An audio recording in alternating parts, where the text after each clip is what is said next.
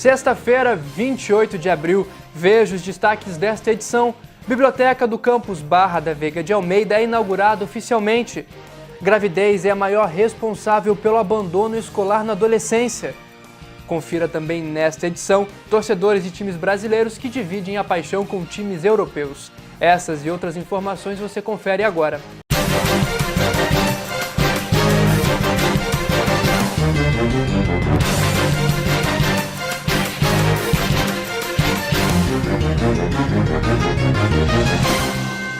A inauguração da biblioteca no campus Barra da Tijuca da Veiga foi uma verdadeira festa. Além de alunos e professores, o evento trouxe diversos autores para uma noite de autógrafos. Essa é a primeira matéria dos alunos de comunicação da TV UVA Unidade Barra aqui no jornal. Veja como foi.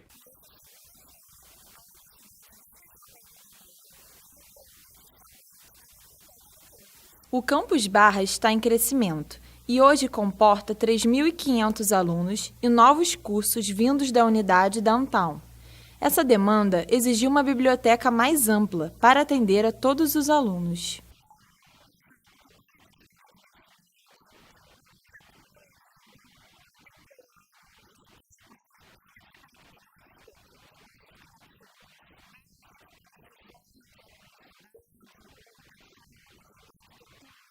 Na inauguração, ocorreu o lançamento de livros escritos por professores e alunos da instituição.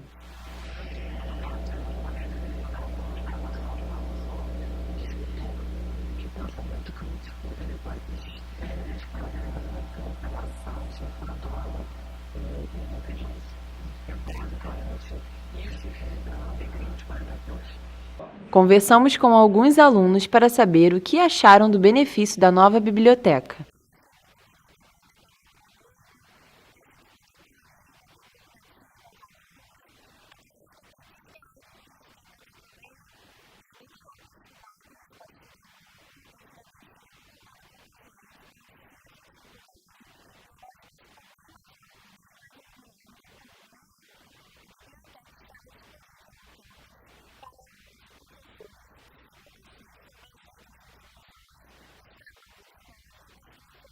Parabéns à equipe da Barra! Essa foi a primeira de muitas parcerias que vão acontecer no nosso jornal.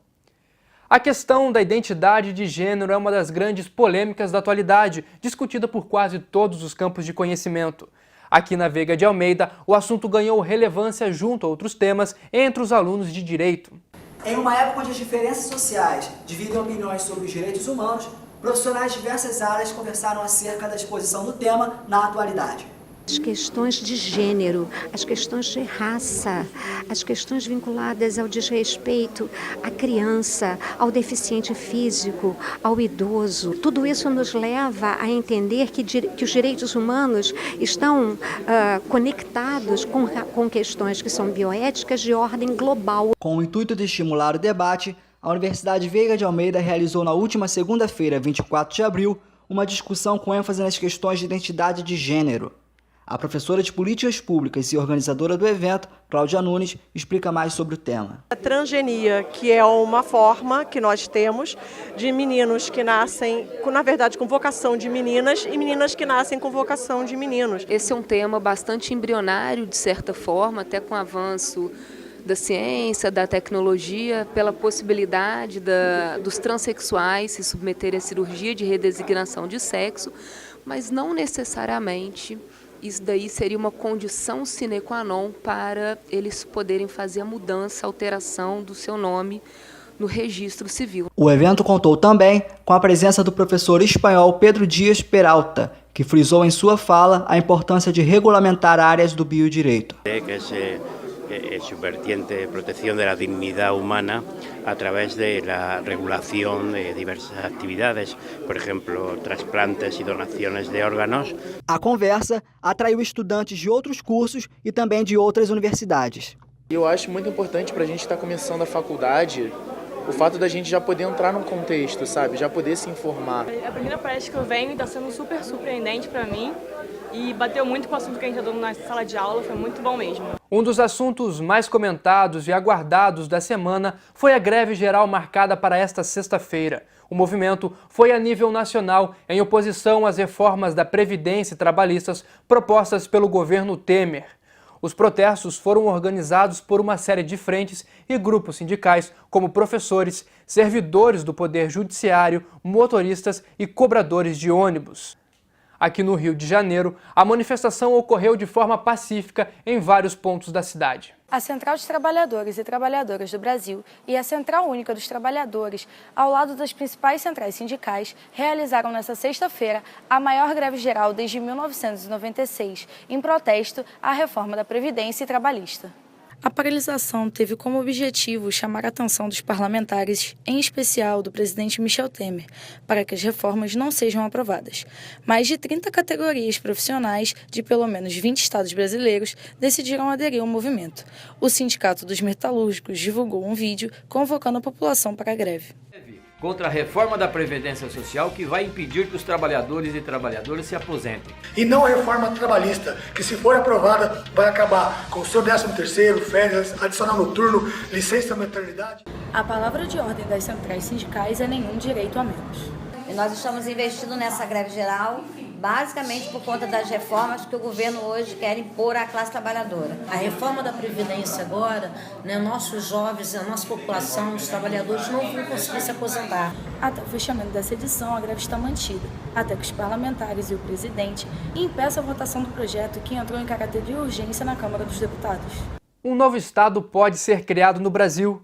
Isso porque a Comissão de Integração Nacional, Desenvolvimento Regional e da Amazônia da Câmara dos Deputados aprovou um projeto que prevê a convocação de um plebiscito para que a população decida se deve ou não ser criado o estado do entorno, que atualmente faz parte do Distrito Federal. A proposta de autoria do deputado federal Célio Silveira, do PSDB de Goiás, prevê o desmembramento de uma área onde estão 18 municípios. Segundo ele, a criação de um novo estado vai gerar mais desenvolvimento para a região, que é uma das mais problemáticas do país, com altos níveis de violência e carência de serviços e equipamentos públicos. Criar seja um município novo, seja um novo estado no Brasil, a gente tem que considerar se isso é viável, e no nosso caso não é. Muito embora o Brasil seja um país que promete algumas oportunidades por ser um país rico em recursos naturais, administrativamente nós somos precários. E a nossa cultura do não planejamento, ela sempre faz com que dívidas surjam no decorrer de um período muito próximo. Diante da crise fiscal, da dificuldade das contas públicas, você criar mais estados ou até mais municípios é, no mínimo, uma irresponsabilidade gravíssima. A nossa produção tentou entrar em contato com o deputado Célio Silveira, mas ele não quis se manifestar sobre o assunto. O caso de países como o Reino Unido e a Grécia deixarem a União Europeia foi tão impactante que gerou uma expressão, Brexit, que se tornou a palavra mais utilizada para tratar a discussão. Entenda mais sobre este termo e como ele afeta a população na reportagem a seguir.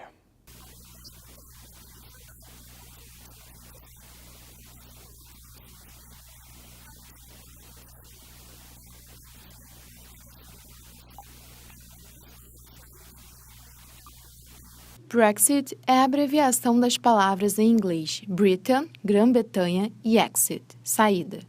Designa a saída do Reino Unido da União Europeia.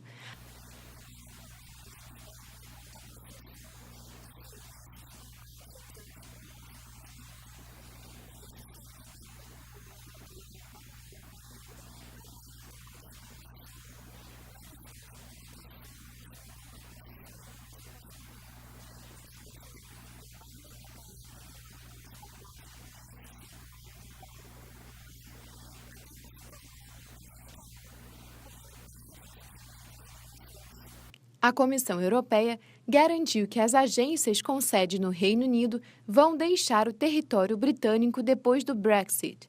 Cabe depois aos Estados-membros decidir para onde serão transferidas. Quanto aos moradores do Reino Unido e países europeus, a decisão entra em discordância. A saída da União Europeia para nós, como somos imigrantes, apesar de a gente ter toda a documentação, estarmos regular aqui no país, se tornou uma grande incógnita, né?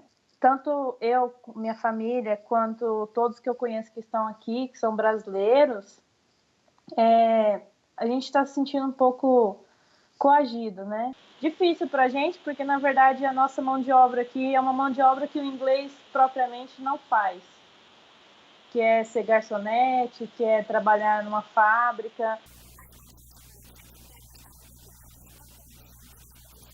A gravidez na adolescência foi apontada como principal responsável por meninas, a partir dos 10 anos, deixarem os estudos. Mais de 50% dessas adolescentes se sentem obrigadas a buscar uma estrutura financeira e a escola deixa de ser prioridade. O número de jovens que largaram os estudos antes dos 19 anos vem crescendo a cada dia mais. Um estudo realizado pelo movimento Todos pela Educação mostrou que 57,2% das meninas largaram os estudos por conta da gravidez na adolescência. Em muitos casos, a falta de estrutura financeira faz com que os pais sejam contra a gravidez, obrigando as jovens a começarem a trabalhar. É o caso de Érica Santos, que aos 17 anos abandonou os estudos para poder pagar a creche do filho. Com 17 anos engravidei do meu primeiro filho, João Vitor, aí tive que parar os estudos. Aí a vida ficou muito difícil, porque eu não pude mais estudar, que eu tinha que trabalhar. Aí tentei voltar, mas aí engravidei novamente da minha filha, Isabelle Vitória. Aí agora, ao invés de eu estudar, eu tenho que trabalhar para sustentar eles. A assistente social Rosária Maia explica o motivo pelo qual o número está aumentando cada vez mais e o porquê o retorno aos estudos é tão difícil. O que acontece é que a gente tem no Brasil uma legislação desde a década de 60, final da década de 60, que garante que a aluna que tenha tido neném, tenha tido filho, que ela tenha assegurado a continuidade de seus estudos. Muitas das escolas no Rio de Janeiro não vêm cumprindo essa legislação. Não sei se por desconhecimento ou não sei se falta de recursos para que cumpra isso. Então depois, conforme a criança vai crescendo, né, com dificuldades econômicas, não tem quem ajude a tomar conta da criança, e ela tem que assumir essa responsabilidade para si, ela acaba abandonando os estudos. Mesmo com todos os problemas, Érica não desistiu do seu sonho de concluir os estudos e passar em um concurso público. Como eu não terminei o segundo grau, aí agora abri um concurso que não está pedindo o segundo grau. Então eu vou me dedicar, vou dar todo o meu esforço para me passar nesse concurso e dar um futuro melhor para meus filhos. O importante é não desistir e manter o foco nos objetivos, pois somente assim eles serão alcançados. O Brasil ainda é o país do futebol e por aqui quase todo mundo tem um time preferido, mas nem sempre essa torcida é apenas nacional. Você vai conhecer agora histórias de quem é apaixonado pelos clubes europeus.